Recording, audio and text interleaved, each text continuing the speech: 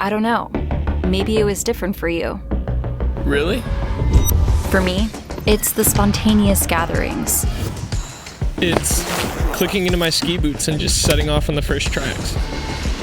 It's utterly unique. I definitely found my tribe. This skiing may just be the best you'll ever have. You'll leave wishing you'd given everything a go. What does the ski week mean to me? Let's put it this way. Lunch will never be the same again. And the après? Well, I did it my way. People come from all corners of the world. Don't believe me? You'll see.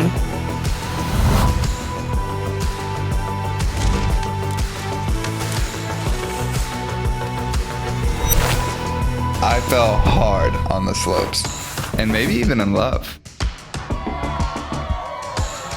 Sometimes it's the simple things in life that can be so extraordinary. Sometimes you just meet someone you know you'll never forget. The positive energy radiates off everyone. It's addictive. If you're looking for great skiing with great people, go on the ski week. So I take it you do it again?